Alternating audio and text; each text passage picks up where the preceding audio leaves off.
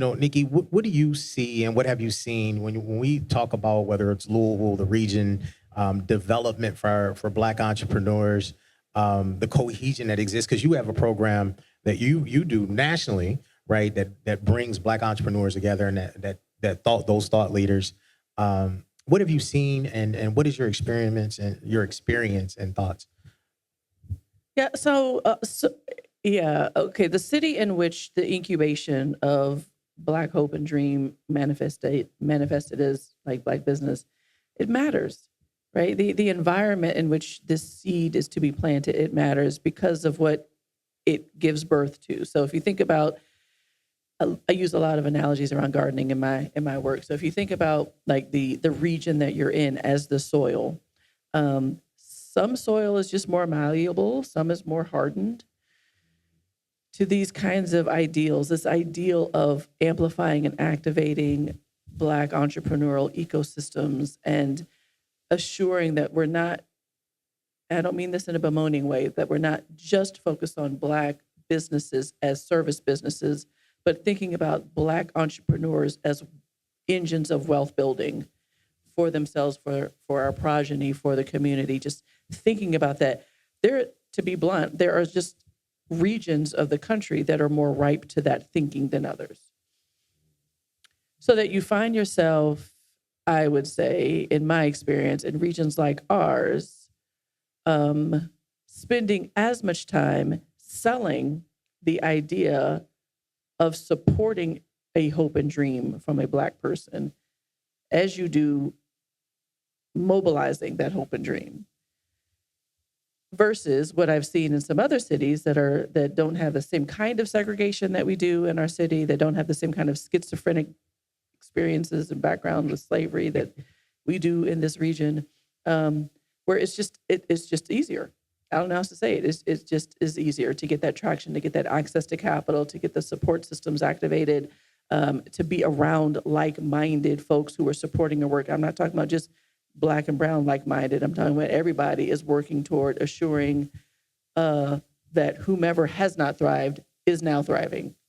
That's just not the mindset en masse, particularly of the old guard in our region.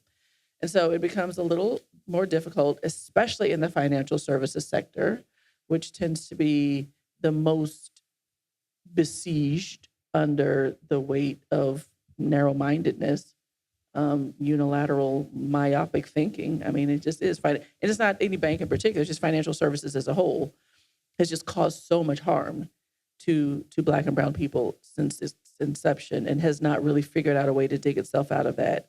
It's probably one of the most conservative, industries that there is. And yet that is the very industry that many of us Black entrepreneurs must pass through in order to activate what we're hoping for. So it does vary by region. And I just, from what I'm hearing and with the Black businesses that are starting here, it just is harder. My own experience, I sell for a living the idea that the amplification and acceleration of Black and brown talent is an economic imperative for our country. Many in our region don't buy that, don't want to purchase that mobilization. So most of my clients are outside. They're just everywhere else but Kentucky and Indiana. But I recognize that it's an ideological battle. It's a kind of a philosophical and experiential battle. There's an anchoring around sameness and familiarity, relatability that many who have grown up inside of segregation know to be safe. It is safe when I am around same. It is safe when I'm around familiar and around that which I know only. And this is also one of the areas in our country where you can kind of excel in your career and in your life, anchored to that thinking. You can't take that thinking to Atlanta. And it doesn't work there because you're just around multiculturalism, multidimensioned, and well-traveled and well-read, and people with incredible pedigree from all over the world and all over, well-educated, everybody, not just white, but everybody is credentialed. And so you're accustomed to engaging with and colliding with difference without the presumption of deficit.